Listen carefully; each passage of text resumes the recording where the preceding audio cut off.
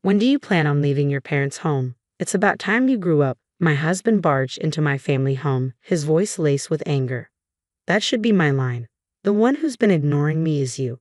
I don't have an ounce of love left for my husband, I retorted, my patience wearing thin. What's up all of a sudden? After ignoring me for so long, he spat out, his face flushed with frustration. Since when did my wife get so cheeky? Don't get too carried away just because you're at your parents' house, he continued, his tone growing more crude by the moment. Surprised by his harsh words, I fell silent, taken aback by the sudden confrontation. You really are an idiot. Well, I'll let it slide this time, so hurry up and come home, he demanded, his exasperation evident in his voice. Despite his words, I had no intention of returning home.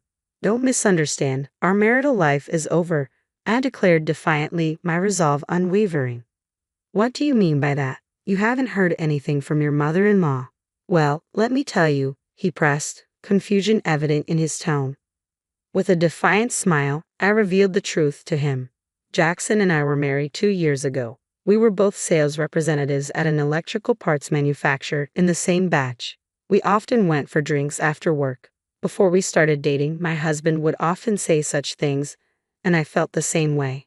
That's probably why we were naturally drawn to each other and started dating. We didn't interfere with each other or act overly sweet, but he was someone I thought I could spend my life with. A year into our relationship, he proposed. Of course, I said yes. 3 months after the proposal, we got married, rented an apartment near our workplace, and began our life as newlyweds. I had no intention of having children just yet, so I didn't quit my job. Despite our marriage, my husband often neglected his responsibilities at home. I'm going out for a bit again. You should help with the cleaning once in a while, he would say, leaving me to manage everything alone. It saddened me that he didn't contribute more, but I tried not to dwell on it, believing it was just the role of a wife. However, as time passed, his absences grew more frequent, leaving me feeling neglected and unloved. One night, he returned home late, offering no explanation for his absence. Who were you drinking with?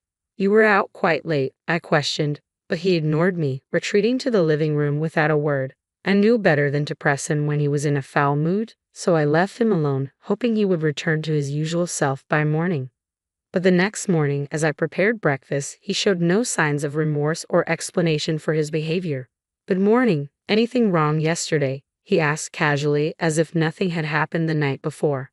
I attempted to engage in conversation with him as usual, but he merely cast a glance in my direction before wordlessly retrieving a bottle of water from the refrigerator and exiting the living room. His demeanor seemed off, unlike his usual post-sleep mood improvement. It was an unprecedented behavior that left me genuinely puzzled. 2 days passed with him not uttering a word to me. His prolonged silence hinted at a deep-seated frustration or anger. Uncertain of how to proceed, I opted to refrain from pushing him and chose not to initiate any conversations, hoping time would provide clarity. However, his mood remained unchanged, leaving me increasingly worried. This prolonged silence was uncharacteristic of our relationship, and I feared it signaled a rupture that might be irreparable. Desperate to communicate with him, I attempted various methods from messages to notes, all of which were met with disregard. Faced with dwindling options, I resorted to a drastic measure, omitting dinner preparation. It was a deliberate move, hoping it would compel him to address the situation. Yet even then, his departure from the house was marked by silence, leaving me stunned and questioning the depth of our marriage's hollowness. His absence that night left me in solitude, contemplating the state of our relationship. The following morning, as I speculated on his whereabouts, I discovered a note on the table, bearing words dripping with disdain. Do not slack off your duties as a wife. The audacity of his message, delivered amidst his prolonged silence, incited a wave of indignation within me. How could he expect adherence to marital responsibilities when he refused to engage in meaningful communication? The realization dawned that we hadn't shared a proper conversation in over a month, highlighting the chasm that had developed between us. As I laid eyes on the note, a surge of anger towards my husband erupted within me. I can't deal with this anymore. I can't bear it anymore. I'm going back to my parents' house, I muttered to myself, overwhelmed by the suffocating silence that had enveloped our relationship. Leaving those words beside my husband's scribbled note, I made the decision to return to my parents' home. After an hour's journey from the apartment we shared, I finally arrived, greeted by the shocked expressions of my parents. "Emily, what in the world happened?" they inquired, their concern evident. I explained the situation, and without hesitation, they welcomed me with open arms. Their kindness provided solace, offering a safe space where I could freely discuss my struggles. "Thank you. I think I'll stay here for a while and observe how things go with my husband," I expressed, grateful for their unwavering support. Back at our shared apartment, the anticipated communication from my husband never came. His silence spoke volumes, leaving me resolute in my decision to maintain distance until he made an effort to reach out. Days turned into weeks, and still, there was no word from him. I grew accustomed to his absence, focusing on rebuilding my own life. Half a year passed, and just as I was about to step out for some shopping, I opened the front door to find my husband standing there, his expression stern and determined. "Why are you here?" I blurted out, momentarily forgetting his existence. As he stood in silence, I braced myself for whatever he had to say, but to my surprise, he remained wordless, his glare speaking volumes. Realizing he was still playing his silent game, I felt a wave of frustration wash over me. I have nothing to say to him, I thought, wishing he would just leave. With that in mind, I attempted to leave for the store, but he silently moved to enter the house, further prolonging our silent standoff. "What? Wait, what are you doing?" "Stop." I hurriedly tried to prevent him from entering, but he simply regarded me with a perplexed expression, as if unable to comprehend my actions. "Don't just barge into someone's house. I'll call the police," I blurted out in a mix of frustration and alarm, but my husband's reaction was far from what I expected. He smirked, a gesture I hadn't seen from him in a long time, his voice now low and icy. "You've become quite cheeky for a wife," he remarked coldly, his words cutting through the tension. "Cheeky? You're the one who's been ignoring me all this time. I'm not pleased with you suddenly showing up," I retorted, feeling the weight of his accusations bearing down on me. "Since when did you get so high and mighty? Don't let staying at your parents' house go to your head," he continued, his tone growing increasingly hostile. It was jarring to hear him speak so rudely, and I struggled to comprehend his sudden change in demeanor. As he continued to berate me, I felt a surge of anger rising within me. "All right, I've got something to say too. Why should I take the blame? This whole thing started because you decided to ignore me," I countered, my frustration reaching its peak. "Ha! Why are you so mad? Calm down, okay? I'm willing to forgive you now. Just come back home," he declared, his arrogance palpable. How can he act so high and mighty? I thought, incredulous at his audacity. "Forgive me? I don't need your forgiveness. To me, you're nothing more than a stranger now," I stated firmly, shocked by my own boldness. He looked utterly bewildered by my assertion. "A stranger? What are you talking about?" he spluttered in disbelief, his face flushing with anger once more. "Stop talking nonsense. You've been living leisurely at your parents' place for 6 months. Has it made you lose your mind? We're married, aren't we?" he protested vehemently.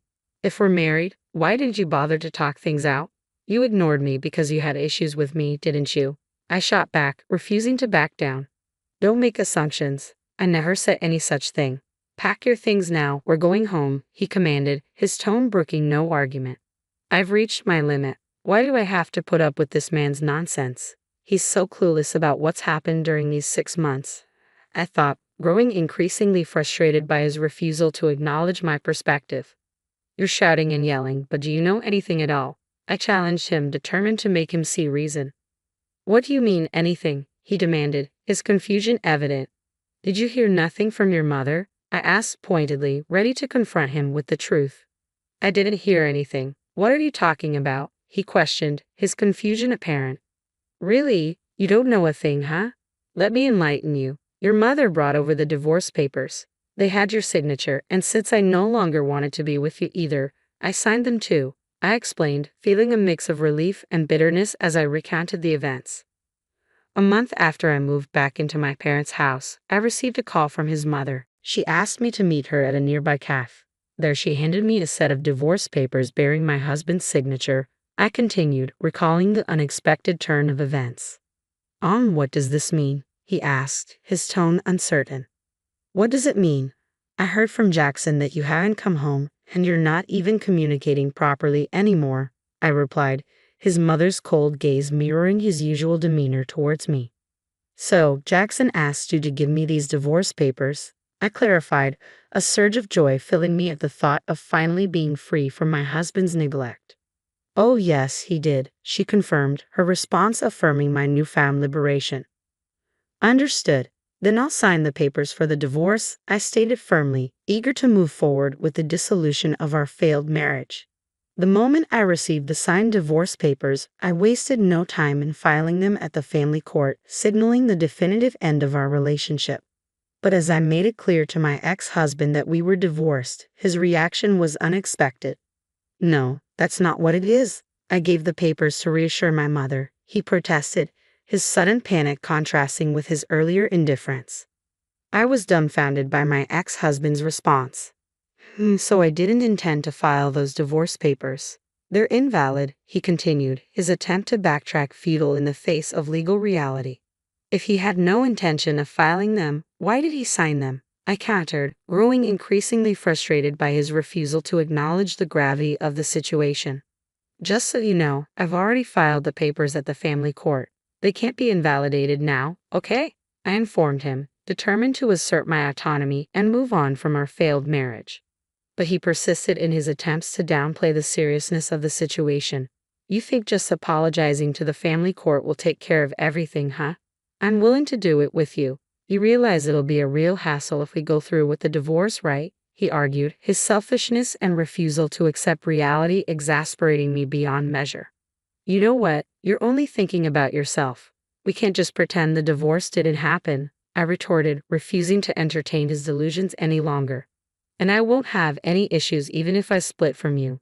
Plus, I already have someone else," I added, his disbelief fueling my determination to move on and find happiness elsewhere. "You're lying. You're just saying that because you don't want to come home," he accused, his denial of the truth emblematic of his inability to accept responsibility for his actions. "It's not a lie. It's the truth," I asserted, feeling a sense of liberation as I finally spoke my truth. "I won't forgive you," I declared firmly, despite the disbelief in my ex-husband's eyes. He could refuse to accept it all he wanted, but the truth remained unchanged. As I pondered how to make him understand, I sensed a presence behind me. "Are you okay?" My boyfriend's concerned voice cut through the tension, accompanied by raised voices from inside my parents' house. "I'm okay. I'm sorry for worrying you," I reassured him, grateful for his support. My boyfriend, still unfamiliar with my ex-husband, looked on with curiosity. "Emily, who is this guy? Do you know him?" he asked, his protective instincts evident. "That's my ex-husband," I replied, watching as my ex struggled to find his voice in the face of my boyfriend's imposing presence. "Nice to meet you," my boyfriend greeted him, but my ex's response was noticeably uneasy. "What exactly does your ex-husband want? Is he bothering you?" my boyfriend questioned, his gaze unwavering. No, I'm not doing anything," my ex stammered, retreating from the confrontation. With firm resolve, I escorted my ex-husband out, confident that my boyfriend's presence had deterred him from returning. True to my expectations, he never showed up again. In the aftermath, his own actions and neglect had sealed his fate, culminating in the signing of the divorce papers. It was a testament to his foolishness and lack of foresight. A week later, prompted by my boyfriend's inquiry, I realized I had almost forgotten about my ex-husband. Curiosity piqued, I reached out to a mutual friend for an update. "He hasn't been doing well since the divorce. He's really lost his spark," the friend revealed, shedding light on my ex-husband's downward spiral. Surprised by the news of his abrupt resignation from his job, I couldn't help but wonder about the sudden turn of events. It seemed his facade of taking care of his mother was just that, a facade. Despite the revelations, I couldn't find it in me to sympathize. His actions had led to this outcome, and now I was focused on building a happier future with my boyfriend. As a newly divorced woman, marriage wasn't on the cards immediately, but we planned to register next year. With proper communication and mutual respect, I hope to create the happy family I had always dreamed of.